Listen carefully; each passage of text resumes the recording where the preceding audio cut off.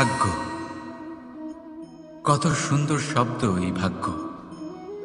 কিন্তু যতটা সুন্দর ঠিক ততটাই রহস্যময় এই শব্দ। কখন কি হবে কেউ জানে না। লোকে বলে যে ভাগ্যে যা লেখা আছে তার চেয়ে বেশি কিছুই পাওয়া যায় না, তার চেয়ে কমও কিছুই পাওয়া যায় না। নিয়তির যা রচনা তা কখনো মোছা যায় না। কিন্তু কেউ এইটা বোঝে না যে নিয়তি আপনার কর্মের দ্বারা বদলায়। যদি আপনি শুভ চিন্তা করেন, শুভ কর্ম করেন, তাহলে নিয়তি আপনার সাথে খারাপ কিছু হতেই দেবে না। কখনো আকাশে পাখিদের দেখুন, তারা কখনো ভাগ্যের উপর নির্ভরশীল হয় না। যতই ঝড় আসুক, যতই তীব্র হাওয়া দিক, ঘুরতে থাকে, একটা জিনিস জড়ো করে নিজের সৌভাগ্য, নিজের বাসা নিজেই তৈরি করে। নিজের সন্তানের জন্ম দেয়, তাকে লালন পালন করে, নিজেই তাকে উড়তে শেখায়, কখনোই ভাগ্যের উপরে নির্ভরশীল হয় না সে। এই বিষয়টা আমাদেরও শিখতে হবে। তাই মনে রাখবেন, আপনার ভাগ্য নিয়তির লিখন নয়। আপনার ভাগ্য তাই যেটা আপনি দিনের পর দিন আপনি নিজেই লেখেন। কিছু নিজে পরিশ্রম করে, কিছু নিজের ভাবনার জোরে। রাধা রাধা। মানুষের স্বভাব হলো যে সে সবসময় নিজে বলতে চায়, কারুর কথা শুনতে চায় না। কিন্তু তার এই স্বভাব তাকে এক বিশাল বড় জ্ঞানের থেকে দূরে সরিয়ে রাখে, সামনের মানুষের ব্যক্তিত্বের জ্ঞানের থেকে দূরে। তাই যদি আপনি কাউকে চিনতে চান, কাউকে বুঝতে চান, তাকে থামাবেন না, শুধু বলতে দিন। কারণ একজন ব্যক্তির ব্যক্তিত্ব লুকিয়ে থাকে তার কথার মধ্যে, আর তার আসল পরিচয় লুকিয়ে থাকে তার শব্দের পেছনে। বলতে দিন, আস্তে আস্তে আপনি সব বুঝতে পারবেন। এটাই তফাৎ হলো একজন সাধারণ মানব আর একজন মহামানবের মধ্যে। এক যে কাউকে বলতে দেয় না, আর এক যে সবার কথা শোনে। তাহলে সিদ্ধান্ত আপনার, আপনি কি সাধারণ হতে চান না অসাধারণ? কারণ এই ভবিষ্যৎ আপনার। রাধা রাধা। ভাগ্য আর কর্ম, এই দুই এমন শব্দ যাকে ঘিরে সমগ্র সংসার। কেউ বলে আমার ভাগ্যে এটা ছিল না, যা পেলে আমার জীবন অন্যরকম হতো। কেউ বলে আমার গত জন্মের কর্ম নিশ্চয়ই এমন ছিল, যে কারণে এই জন্মে এরকম ভাগ্য পেয়েছি আমি। এসব বাদ দিন আর একবার শান্ত চিত্তে ভাবুন। আপনি বুঝতে পারবেন যে ভাগ্য আর কর্ম এই দুই এই জন্মের। তফাৎ শুধুমাত্র এটাই যে যদি ভাগ্যের কথা বলা হয়, তাহলে আপনি এই ভাগ্যের থেকে যত বেশি আশা করবেন তত বেশি নিরাশ হবেন আপনি। কারণ এই আশা আপনাকে কর্ম করা থেকে আটকায়। যদি কথা বলা হয় কর্মের, তাহলে নিজের কর্মের প্রতি যত বিশ্বাস রাখবেন তত বেশি সফলতা আপনার কাছে আসবে। তাই একটা কথা মনে রাখবেন, ভাগ্য আপনার কর্ম নির্ধারণ করে না, কিন্তু আপনার কর্ম আপনার ভাগ্যকে অবশ্যই নির্ধারণ করে। রাধা রাধা। এই সংসারে আলোর উৎস কি? সূর্য। এই সংসারে মিষ্টি জলের উৎস কি? নদী। এই সংসারে উচ্চতার প্রতীক কি হয়? হিমালয় পর্বত। আমরাও জীবনে এরকমই হতে চাই, সূর্যের মতো তেজস্বী হতে চাই, নদীর মতো পূজনীয় হতে চাই, হিমালয় পর্বতের মতো উচ্চতা লাভ করতে চাই। সব ঠিক আছে, কিন্তু তার জন্য আমরা কাজ কি করি? যদি এরকম আমরা হতে চাই, তাহলে সবার আগে সূর্যের মতো নিজেকে উজ্জ্বল করুন। সূর্যের সব থেকে বেশি আলো নিজের অন্তরে থাকে। নদীর মতো নিজের পথ নিজেই তৈরি করুন। পাথরের সাথে ধাক্কা খাওয়ার পরেও থেমে না যাওয়া শিখুন।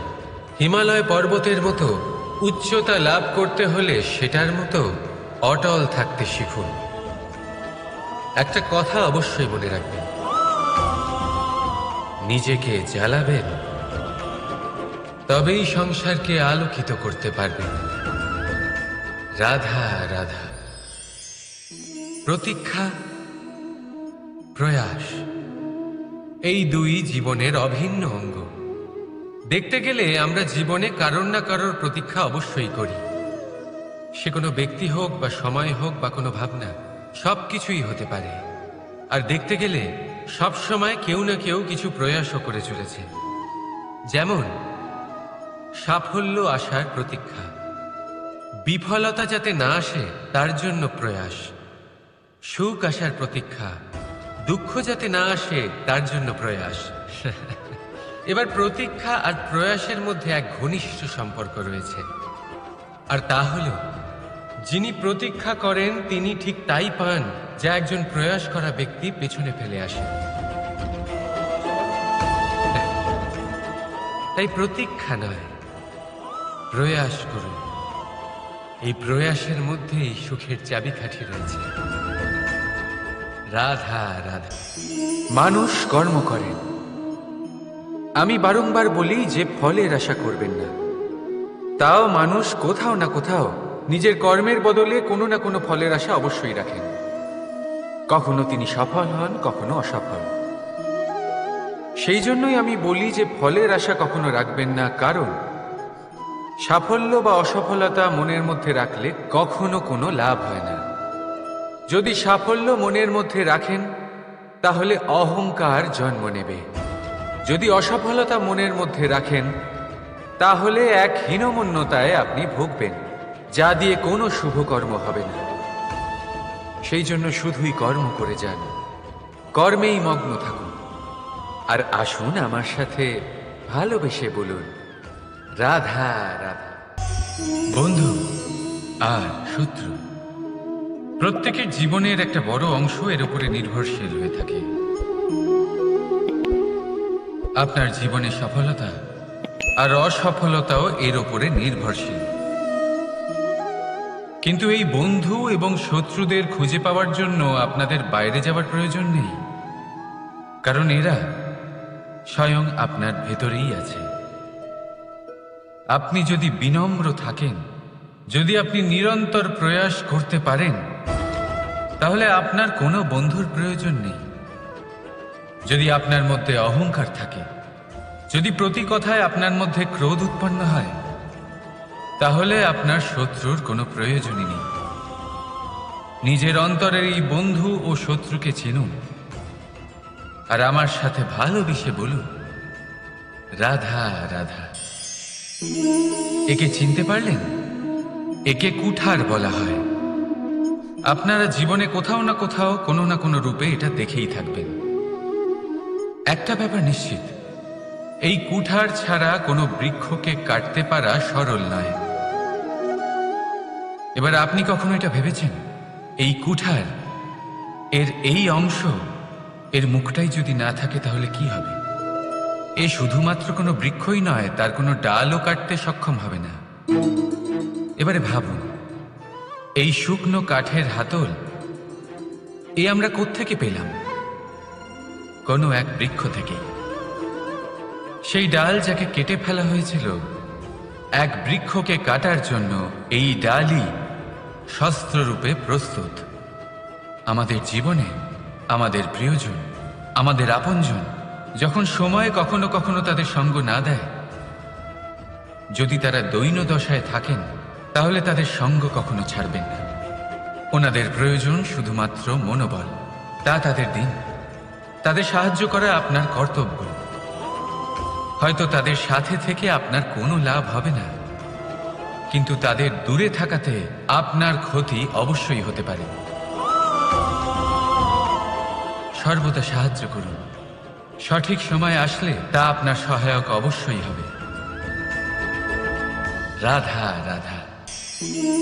আমাদের মধ্যে বেশিরভাগ মানুষেরই এই অভিযোগ থাকে যে মানুষ তখনই আমাদের স্মরণ করেন যখন সেই সময় আসে যখন আমাদেরকে প্রয়োজন হয়, যখন কোনো কাজ থাকে, যখন এই সময় পেরিয়ে যায়, তাদের কার্যসিদ্ধি হয়ে যায়, তারা আমাদের থেকে দূরে চলে যান, ভুলে যান আমাদের। এবার এই বিষয়ে ভেবে খারাপ অবশ্যই লাগে। এই পরিস্থিতিকেই অন্য এক দৃষ্টিভঙ্গি দিয়ে দেখার চেষ্টা করুন। মনে রাখবেন, মানুষ প্রদীপের সন্ধান তখনই করেন যখন তার জীবনে অন্ধকার থাকে। আপনি প্রসন্ন হয়ে উঠুন, কারণ আপনার কাছে সেই সুযোগ আছে যে কারোর জীবনে প্রকাশের কিরণ আনতে পারছেন, কাউকে সঠিক পথ দেখাতে পারছেন, কারোর সহযোগিতা করতে পারছেন, এই পুণ্য অর্জন করতে পারছেন। কারোর থেকে কোনো আশা রাখার দরকার নেই। যার আপনাকে যতটা প্রয়োজন তাকে ততটাই সাহায্য করুন, ততটাই সবাইকে প্রেম বিতরণ করুন।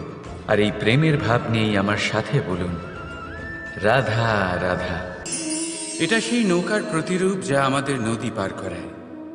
এবার বিষয়টা একটু ভেবে দেখুন। সেই বিশাল নৌকা যা আমাদের নদী পার করায়, সেটার নির্মাণ নদীতে নয়, ডাঙায় হয়।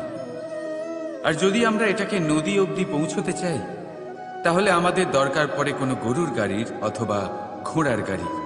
তার সাহায্যে একে বহন করা হয়। এবার পথে যদি কোনো জলধারা আসে, কোনো নদী আসে, আর সেটাকে পার করতে হয়, তাহলে তখন সেই নৌকার ওপরে গাড়ি রাখা হয়, তারপর তাকে পার করা হয়। অর্থাৎ এই যাত্রা দুজনের সংযোগ ছাড়া সম্পূর্ণ হতেই পারবে না। সেই জন্যই এই প্রবাদ আছে, কখনো নৌকা তো কখনো গাড়ি। আমাদের সম্পর্কের মধ্যে অতি আবশ্যক, আমাদের সম্পর্কের মধ্যে অত্যন্ত গুরুত্বপূর্ণ হল সংযোগ। সবসময় একসাথে চলা, সংযোগ স্থাপন করা, সবসময় সুখী থাকবে। রাধা রাধা। পুস্তক পুস্তক থেকে আমরা কি না শিখতে পারি। জ্ঞান হোক, বিজ্ঞান হোক, ইতিহাস হোক, সব শিখতে পারি। কথায় আছে, একটা ভালো পুস্তক, একটা ভালো গ্রন্থ পাওয়া তা 100 ভালো বন্ধু পাওয়ার সমান। কিন্তু যদি একটা ভালো বন্ধু পাওয়া যায়, তাহলে তা গোটা গ্রন্থাগারের সমতুল্য। সে আপনাকে কর্মের বিষয় জ্ঞান দেয়, সাফল্যের রসায়ন শিক্ষা দেয়, সে আপনাকে ইতিহাসে অমর করে রাখবে। শুধু তাই নয়, সে আপনাকে শুধু পথই দেখাবে না, সেই পথে আপনার সাথে সঙ্গী হয়ে চলবে সে। সেই জন্য জীবনে যদি কোনো ভালো বন্ধুকে পাশে পান, তাহলে তাকে আপন করে রাখবে, তাকে সামলে রাখবে, জীবন সহজ হয়ে যাবে। রাধা রাধা। বর্ষা ঋতু শুরু হলেই পাখিদের মধ্যে চাঞ্চল্য বেড়ে যায়। আর সেটা হবে নাই বা কেন? বাসা ভেঙে যায়, বৃক্ষ ভেঙে পড়ে, প্রত্যেক পাখি তার থাকার জন্য একটা নতুন জায়গায়, একটা ছায়ার, একটা ছাদের খোঁজে থাকে। শুধু একটা পাখি এসব কিছুই করে না। না তো তার এসব সমস্যা নিয়ে কোনো চিন্তা থাকে, না কোনো দরকার পড়ে। আর সেই পাখি হলো বাজ। সেই সব সমস্ত ছোটখাটো সমস্যার থেকে অনেক দূরে ওপরে উড়ে বেড়ায়, মেঘের থেকেও অনেক উঁচুতে। তাই এই সব ছোটখাটো সমস্যা যা আপনার জীবনে এসে থাকে, এই সব নিজের চারপাশকে ঘিরতে দেবেন না। নিজের চিন্তা ভাবনাকে অনেক উঁচুতে রাখুন। আপনার সমস্ত সমস্যা নিজে থেকেই নিচে চলে আসবে। রাধা রাধা। কোনো ব্যক্তির ব্যক্তিত্ব কিভাবে তৈরি হয়? আপনার কি মনে হয় যে ব্যক্তি জন্ম থেকে তার স্বভাব নিয়ে জন্মায়? নাকি আপনার মনে হয় যে এই প্রকৃতি ব্যক্তির জন্য তার নিয়তি রচনা করে? না, এরকম একেবারেই হয় না। আমি আপনাকে বোঝাচ্ছি। যখনই বৃষ্টি পড়ে, কোনো বিন্দুর দিকে দেখবেন। এবার এই বিন্দু যেখানে পড়ছে তার উপরে নির্ভর করছে তারপর কি হবে। যদি এই বিন্দু পড়ে কোনো ক্ষেতের ওপরে, তাহলে কোনো নতুন ফসলের জন্ম দেবে। যদি সেই গরম কড়াইতে পড়ে, তাহলে বাষ্পীত হবে। যদি সে কোনো সাপের মুখের ভেতরে পড়ে, তাহলে বিষ তৈরি হবে। ঝিনুকের ভেতরে পড়লে মুক্তো তৈরি হবে। যদি কোনো পাতার ওপরে পড়ে তাহলে শিশির তৈরি হবে। একই বিন্দু, কিন্তু তার সঙ্গত তার ভবিষ্যৎ এবং ব্যক্তিত্ব নির্ধারণ করবে। এবার এটা তো শুধুমাত্র এক বিন্দু, তার কাজ হলো শুধুমাত্র পড়া। কোথায় সেটা সেও নির্ধারণ করতে পারে না। কিন্তু আপনি হলেন মানুষ। আপনি বাছাই করতে পারবেন যে আপনার সঙ্গী কারা হবে, কাদের সাথে আপনি মেলামেশা করে বড় হবেন। তাই তা ভালোভাবে করুন, কারণ এই নির্বাচন আপনার হাতে, কারণ এই জীবন আপনার, ভবিষ্যৎ আপনার। এবার আপনি মহান হতে চান কি না তার নির্ণয় আপনাকেই করতে হবে। আসুন আমার সাথে ভালোবেসে বলুন, রাধা রাধা। সূর্যের তাপ এতটাই প্রখর হয়, তা সমস্ত বনস্পতিকে শুষ্ক করে দেয়। পুকুর হোক, নদী হোক, সরোবর হোক, সমস্ত শুষ্ক হয়ে যায়। কিন্তু আপনি কখনো শুনেছেন সূর্যের তাপে সমুদ্র শুকিয়ে গেছে? এমন কখনোই হয় না। আর এর পিছনেই লুকিয়ে রয়েছে এক অমূল্য জীবনের শিক্ষা। সমুদ্রের মতো নিজেকে ধৈর্যশীল করে তুললে, নিজেকে সংযমী করে তুললে, সূর্যের তাপ আপনার কোনো ক্ষতি করতে পারবে না। আপনার অন্তর থেকে সেই তাপ বাষ্পায়িত হয়ে মেঘ তৈরি হয়ে সূর্যকে ঢেকে দেবে, আর তারপর হবে শুধু সাফল্যের বৃষ্টি। তাহলে আসুন আর আমার সাথে ধৈর্যের সাথে বলুন, রাধা রাধা। মানুষ অসুস্থ কেন হন? শারীরিক দুর্বলতার কারণে? না, মানুষ অসুস্থ হন তার মানসিকতার কারণে, তার বিবেকের কারণে, তার কর্মের কারণে, তার ক্রোধের কারণে। আর যখন কেউ সুস্থ হন, ঠিক হয়ে যান, তার মানে এটা নয় যে শুধু ওষুধের জন্য তিনি সুস্থ হয়েছেন। না, এটা কারোর তার প্রতি প্রেমের প্রভাব, বিশ্বাসের প্রভাব, সম্বলের প্রভাব। শুধুমাত্র ওষুধ দিয়ে কিছুই হয় না। যদি মনে প্রেম থাকে, বিবেক থাকে, বিশ্বাস থাকে, সম্বল থাকে, তবেই সেই ওষুধ কাজ করতে পারে। তাই মনে রাখবেন, এই জীবন হলো অত্যন্ত ছোট। মনে প্রেম ভাব রাখুন, মিত্রতা করুন, শত্রুতা নয়। ভালোবাসুন, বিদ্বেষ নয়। আর এই ভালোবাসার সাথেই বলুন, রাধা রাধা। মানুষ জীবনে সব সময় চিন্তা করে, ভাবতে থাকে যে তার জীবনে কতই না সমস্যা। তারপরে নিজের আশেপাশে দেখে আর ভাবে যে সবাই কত প্রসন্ন, শুধু আমার জীবনেই সমস্যা আছে। কিন্তু বিষয়টা তা নয়। শুধু প্রত্যেক ব্যক্তিরই নয়, প্রত্যেক প্রাণীরও জীবনে সমস্যা আছে। এবার মানুষ একটা পাখিকে দেখে এটাই ভাবে যে এদের জীবন কতটা সহজ। কোনো দেশেরই সীমারেখা এদের ওপর লাগু হয় না। কোথায় থাকবে সেই নিয়েও কোনো ভাবনা নেই। কত শান্তির জীবন এদের। তারপর সে একটা পিঁপড়েকে দেখে আর এটা ভাবে, কি অসাধারণ, এদের তো সারা জীবনই মাটির উপরেই অতিবাহিত হয়, খাবারটাও মাটিতেই পেয়ে যায়। কি শান্তির জীবন এদের। কিন্তু যখন কোনো ঝড় আসে, তখন সবার আগে সেই পাখির বাসাটাই ঝড়ে ভেঙে যায়। এই পাখি যে শাখাতেই গিয়ে বসে পড়ুক, তাদের উপর সবসময় সংকট থাকে যে ওপর থেকে কোনো বড় পাখি এসে তাদের উপর প্রহার না করে, তারা নিজেদের প্রাণ না হারায়। আর যদি কথা বলি পিঁপড়েকে নিয়ে, এদের উপর সবসময় সংকট থাকে যে কোনোভাবে বাতাস বা জল এদের ভাসিয়ে না নিয়ে যায়, কোনো প্রাণী ওকে পা দিয়ে পিষে না দেয়, এই পিঁপড়ে পিষ্ট হয়ে না মারা যায়। দেখুন, সমস্যা প্রত্যেকের জীবনে রয়েছে, আর এই সমস্যা আসতেই থাকবে। এর অর্থ এটা নয় যে এই সমস্যার সম্মুখীন হওয়া যায় না, এর সমাধানও সম্ভব নয়। প্রত্যেক সমস্যার সমাধান অবশ্যই আছে, শুধু শান্ত মনে সেটা খুঁজে বের করতে হবে। তাহলে সেটাই করুন, প্রত্যেক সমস্যার সমাধান করতে থাকুন। যত সমাধান করবেন, জীবন আনন্দময় হয়ে উঠবে। যদি সমাধান না করেন, তাহলে আজীবন দুঃখই পেতে থাকবেন। আসুন আমার সাথে ভালোবেসে বলুন, রাধা রাধা। কর্ম, ধর্ম আর কর্তব্য, এই তিনটি একে অপরের সাথে জড়িত, আর অনেক সময় এই তিনটি পালন করতে করতে আমাদের সেই ব্যক্তির সামনে গিয়ে দাঁড়াতে হয়, তার বিরুদ্ধেই যেতে হয় যাকে আমরা সব থেকে বেশি ভালোবাসি। কিন্তু সেইখানে এই যুদ্ধ কোনো ব্যক্তিগত যুদ্ধ থাকে না, এ হলো কর্ম, ধর্ম আর কর্তব্যের যুদ্ধ। এটা সরল নয়, অত্যন্ত কঠিন হয় তার সম্মুখীন হওয়া যাকে আমরা সব থেকে বেশি সম্মান করি। কিন্তু আমাদের তো আমাদের ধর্মের পথে চলতেই হবে, কারণ আমরা কর্মবদ্ধ, কর্তব্যবদ্ধ, আর এটাই করা উচিত। শুধু এটুকু মনে রাখবেন, যদি আপনার উদ্দেশ্য শুভ হয়, আপনার ভাবনা শুভ হয়, আপনি যদি কর্ম, ধর্ম আর কর্তব্যের পথে অগ্রসর হন, তাহলে এই প্রক্রিয়াতে যদি আপনাকে আপনার আরাধ্যেরও সামনে দাঁড়াতে হয়, তাহলেও আপনার কোনো ক্ষতি হবে না। তাহলে আসুন আর আমার সাথে ভালোবেসে বলুন, রাধা রাধা। সাথী। সাথী এই শব্দটির ব্যাখ্যা কে কিভাবে করে? মিত্র, সখা, বন্ধু। কিন্তু অর্থ একটাই, তিনি যিনি আপনার সঙ্গী হন আর তিনি যার সাথী আপনি হন।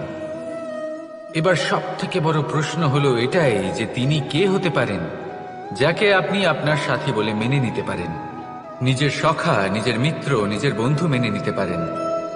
আপনার সাথী হলেন তিনি যিনি দুঃখের সময় আপনার পাশে থাকবেন, আপনার হাত ধরে থাকবেন।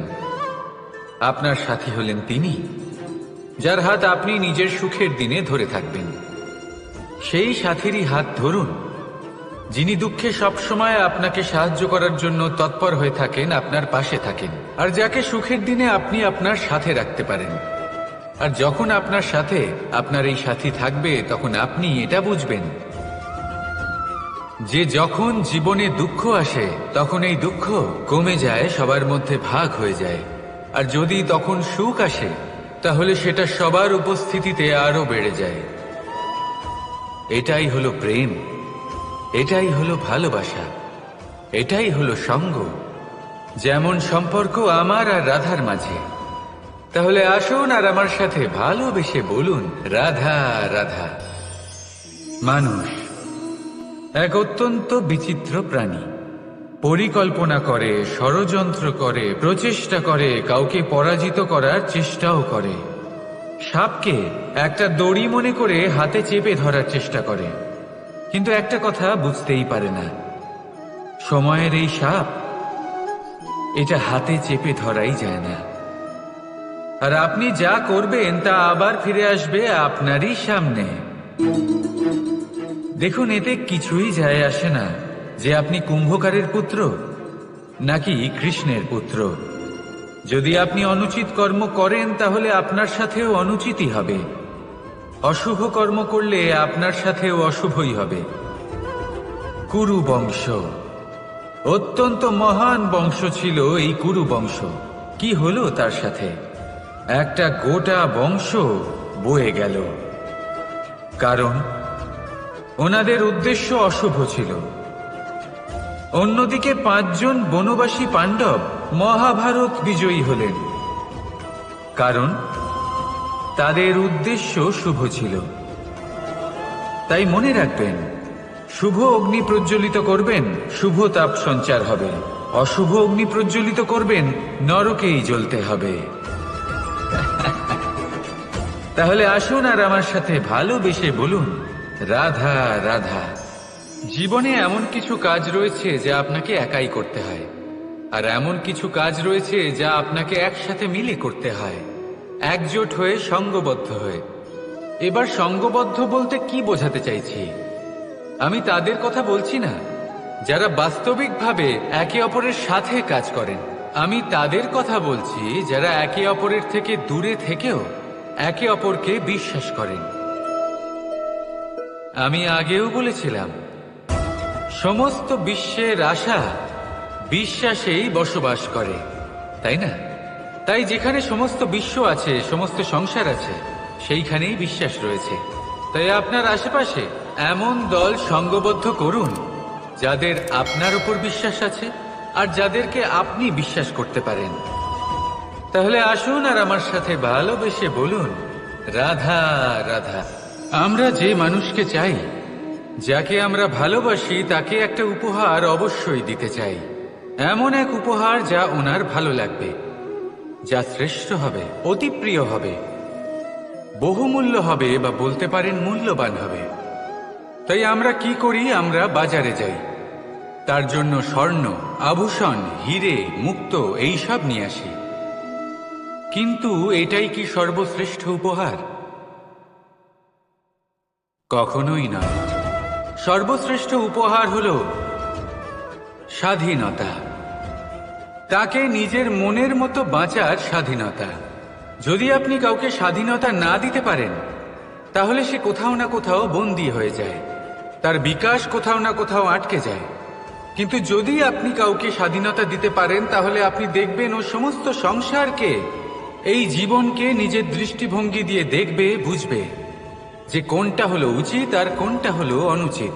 আর এটাই হলো সর্বশ্রেষ্ঠ। আর এবার যদি কাউকে স্বাধীনতার মাধ্যমে এত বড় একটা শক্তি দিতে পারেন, তাহলে আপনি আমাকে বলুন, এর থেকে বড় উপহার আর কি হতে পারে? আসুন আর আমার সাথে ভালোবেসে বলুন, রাধা রাধা। পিতা আর পুত্রের সম্পর্ক অত্যন্ত মধুর হয়ে থাকে। পিতা স্বপ্ন দেখেন, তাকে পূর্ণ করার সকল সম্ভাব্য চেষ্টা করেন, কিন্তু তাও অনেক সময় ওনার স্বপ্ন অপূর্ণ থেকে যায়। তখন পিতা ভাবেন যে স্বপ্ন উনি পূর্ণ করতে পারেননি, ওনার সন্তান তা অবশ্যই পূরণ করবে। যে স্থানে উনি কখনো পৌঁছতে পারেননি, সেই স্থানে ওনার পুত্র অবশ্যই পৌঁছবে। পিতা নিজের সন্তানের ভবিষ্যৎ নিয়ে সেই স্বপ্ন দেখেন, আর যখন সেই সন্তান সামনে এগোতে থাকে, তখন তার দুঃখ হয় না, বরং গর্ব হয়। ওনার ভালো লাগে এটা দেখে যে ওনার সন্তান অনেক উন্নতি করছে। কিন্তু যখন সন্তান নিজের অভিভাবকের শক্তি দেখে, তার যশ দেখে হিংসা করতে থাকে, সমস্যা সেইখানেই শুরু হয়। সেই জন্য সকল সন্তানকে এটা মনে রাখতে হবে, দেখুন, পুত্র হবার সুবাদে, এক সন্তান হবার সুবাদে, এটা হলো আপনার অধিকার যে আপনি আপনার পিতার থেকে বেশি উন্নতি করবেন। আপনার পিতাও এটাই চান, কিন্তু সুস্থভাবে এটা করুন। একটা রেখা টেনে নিন, যাতে আপনি তাতে এগোতে পারেন আর আপনার পিতার তাতে গর্ববোধ হয়, আর সেই বিষয়ে দুঃখ না হয় যে আমার সন্তান আমাকেই ছোট করার চেষ্টা করছে। ইতিহাস সাক্ষী রয়েছে, যে মানুষ অন্য কাউকে ছোট করার চেষ্টা করেছেন, সেই মানুষই ছোট হয়ে গেছেন। আর আমার মনে হয় না আপনি এটা চান, কারণ কোনো একদিন আপনিও কারোর পিতা হবেন। আসুন আমার সাথে ভালোবেসে বলুন, রাধা রাধা।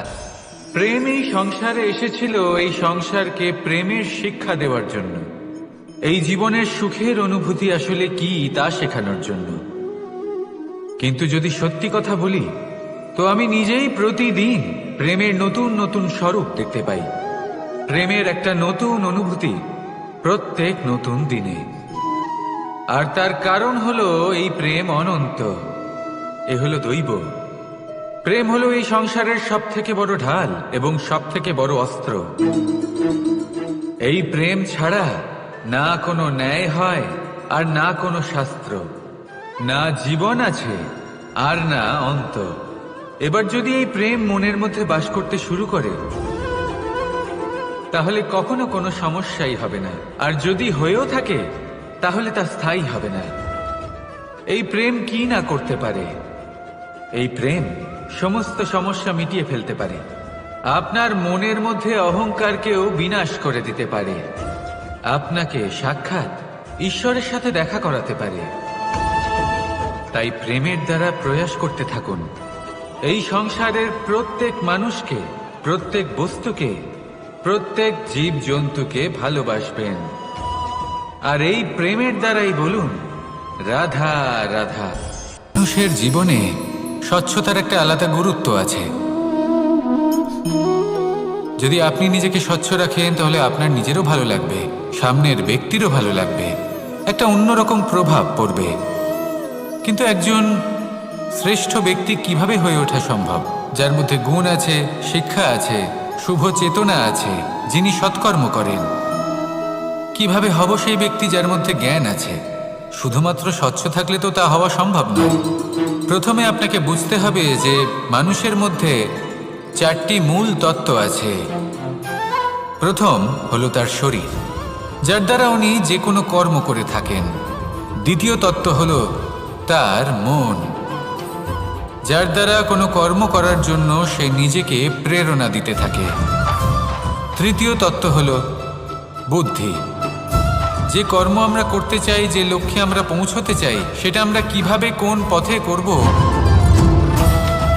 সেটা স্থির করা যায় বুদ্ধি দিয়ে। আর চতুর্থ তত্ত্ব হলো আত্মা। আত্মা হলো এমন এক তত্ত্ব যার কোনো সমাপ্তি নেই। আত্মা হলো অজয়, কিন্তু এরও শুদ্ধিকরণের প্রয়োজন হয়। এই 4টি তত্ত্বের শুদ্ধিকরণ করতে থাকুন, এতে নির্মল রাখুন, শুদ্ধ রাখুন। এবং এটা কিভাবে হবে? শুভ চেতনা দ্বারা, জ্ঞানের দ্বারা, এবং সব থেকে বেশি গুরুত্বপূর্ণ প্রেমের দ্বারা।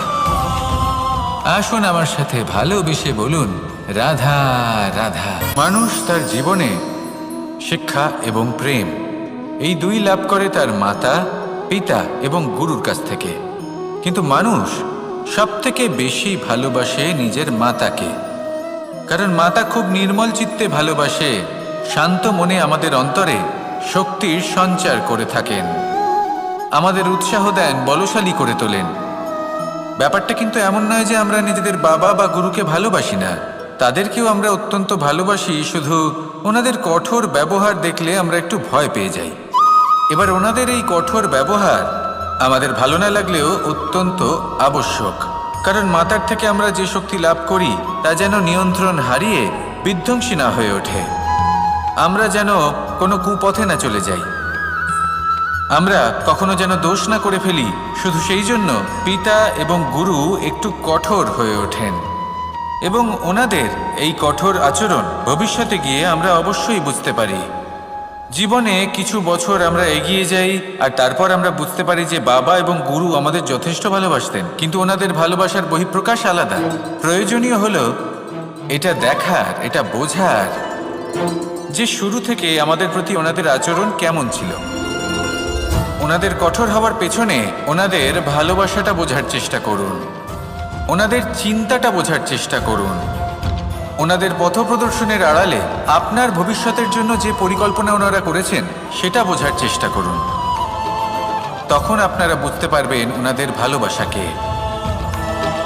আপনার মনের মধ্যে আপনা থেকেই ওনাদের প্রতি সম্মান জেগে উঠবে। নিজের পিতা এবং নিজের গুরু এই দুজনের প্রতি কৃতজ্ঞতা প্রকাশ করুন আর আমার সাথে ভালোবেসে বলুন, রাধা রাধা। জীবন কিসের উপর নির্ভরশীল? ধনের ওপর, বৈভবের ওপর, নিঃশ্বাসের ওপর? না, এই জীবন নির্ভরশীল বিশ্বাসের ওপর। বিশ্বাস নিজের ওপর, বিশ্বাস আমাদের আপনজনের ওপর। কিন্তু যখন এই বিশ্বাস ভেঙে যায় তখন মানুষের মনও ভেঙে যায়, আর তারপর সে অন্য কিছু করতেই পারে না। তখন কি করা যেতে পারে? 3টে কাজ আছে যা আপনি করতে পারেন। প্রথম, ভালোবাসা। যাকে আপনি ভালোবাসেন, যারা আপনাকে ভালোবাসে, ভুল যারই হোক না কেন, তার কাছে ক্ষমা চাইতে কখনোই সংকোচ বোধ করবেন না। দ্বিতীয় হলো বিশ্বাস। যারা আপনাকে ভালোবাসেন, আপনাকে বিশ্বাস করেন, তাদের বিশ্বাস কখনো ভাঙবেন না। তৃতীয় হলো আশা।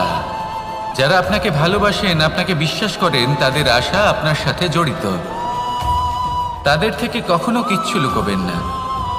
এই 3টে কাজ করুন আর এই জীবন সুপ্রসন্ন হয়ে বলবে, রাধা রাধা। মানুষের জীবনে 2 ধরনের আবেগ থাকে যা চিরকাল তার সাথে বসবাস করে। প্রথম, স্বপ্ন। দ্বিতীয়, অজুহাত। মানুষ হাজার হাজার স্বপ্ন দেখতে পারে। আমাকে এই কাজ করতে হবে, আমাকে ওখানে ঘুরতে যেতে হবে, আমায় জীবনে এই অসম্ভব কাজ বাস্তবায়িত করে দেখাতে হবে, আদি ইত্যাদি। এবার ঠিক যেমন স্বপ্ন দেখেন সেইভাবে অজুহাতও খুঁজে নিয়ে আসেন।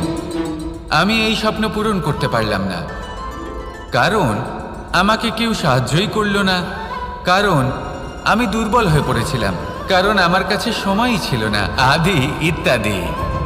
এবার সাফল্য এবং অসফলতার মাঝখানে এই ধরনের সংঘর্ষ হতে থাকে। সাফল্য তখন লাভ করা সম্ভব যখন আপনার স্বপ্ন আপনার অজুহাতের থেকে অনেক বড় হয়, আর অসফলতা তখন পাবেন যখন আপনার অজুহাত আপনার স্বপ্নের থেকে অনেক বড় হয়। আপনি যদি সাফল্য লাভ করতে চান তাহলে চেষ্টা করতে থাকুন, পরিশ্রম করুন। যদি অসফল হন তাহলে ভয়ভীত হওয়ার কোনো প্রয়োজন নেই। নিজের ভুল বুঝুন, তাকে শুধরে নিন, আবার চেষ্টা করুন। কিন্তু যদি নিজের জীবনে অজুহাত নিয়ে আসেন তখন স্বপ্ন কখনো পূরণ হবে না। আসুন আমার সাথে ভালোবেসে বলুন, রাধা রাধা। ভয়ের সাথে আমরা সবাই পরিচিত, কষ্টও আমরা সবাই পেয়েছি। কখনো কখনো আমরা অসুস্থ হয়ে পড়ি, আর এমন সময় হলে মাতার মমতা, কখনো বাবার স্নেহ, কখনো বন্ধুদের পাশে থাকার অনুভূতি আমাদের রোগ নিরাময়ে সাহায্য করে। কখনো যদি আমরা নিরাশ হয়ে পড়ি, তখন যদি আমাদের কোনো আপনজন আমাদের দুটো ভালো কথা বলে, তখন আমাদের মনোবল বেড়ে যায়। ঠিক তেমন সংসারের এই রঙ্গমঞ্চে যদি আপনি পীড়িত অনুভব করেন, কিছু শুভ কথা আলোচনা করুন, কিছু স্তুতি গান করুন, কিছু মুহূর্তের জন্য হলেও নিজের ইষ্টদেবের কথা স্মরণ করুন আর প্রার্থনা করুন। সাহস বাড়বে, শক্তিও বৃদ্ধি পাবে এবং সামনে এগিয়ে চলার পথও দেখতে পাবেন। তখন এই মন প্রসন্ন হয়ে বলবে, রাধা রাধা। কখনো কখনো অন্ধকারের সাথে লড়াই করার জন্য আমরা প্রদীপ জ্বালাই। এতে প্রথমে সলতে রাখি, তারপর তেল ঢালি, তারপর আগুন জেলে এটা প্রজ্বলিত করি। তারপর একটা সময় আসে যখন এই প্রদীপ নিভে যায়। কারণটা কি? কারণ কি এটা যে প্রদীপের প্রকাশমান হওয়ার ক্ষমতা সমাপ্ত হয়েছে? না, এই যে আগুন আমরা দেখতে পাচ্ছি, এই আগুনের জন্য যে শক্তির প্রয়োজন হয় তা আসে এই তেল থেকে। যদি এই তেল সমাপ্ত হয়ে যায় তাহলে এই প্রকাশ তাও সমাপ্ত হয়ে যায়। আর আমাদের জীবনে এই তেল হলো আমাদের কর্ম, আর এই আগুন আর এর দ্বারা উৎপন্ন হওয়া প্রকাশ আমাদের ভাগ্য। যত আমাদের কর্ম ক্ষীণ হতে থাকবে, আমাদের ভাগ্য সৌভাগ্য কোথাও না কোথাও লুপ্ত হয়ে যাবে। যে উজ্জ্বল ভবিষ্যৎ আমরা চাইছি তা কখনো লাভ করতে পারবো না যদি কর্ম না করি। ঠিক যেমন তেল ছাড়া অগ্নি উৎপন্ন হয় না, তেমনি কর্ম ছাড়া সৌভাগ্য হয় না। আর যেমন কর্ম তেমন ভাগ্য। তাই সবসময় কর্ম করতে থাকুন, কর্ম করা থামাবেন না। আর আমার সাথে ভালোবেসে বলুন, রাধা রাধা।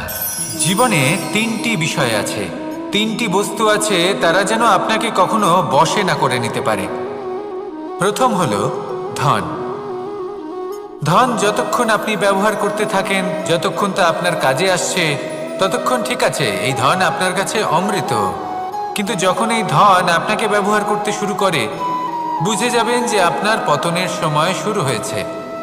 দ্বিতীয় বিষয়, ফেলে আসা অতীত। যাই করুন, আপনি অতীত পাল্টাতে পারবেন না, আর এই সত্যিটা আপনিও জানেন। কিন্তু তাও এর বশবর্তী আমরা হয়ে পড়ি। আর যখন তাই হয়, তখন এই সংসারে আমরা যেখানেই যাই না কেন, যত বড়ই সুখ লাভ করি না কেন, সেই সব আমাদের কাছে তিক্ত বলে মনে হয়।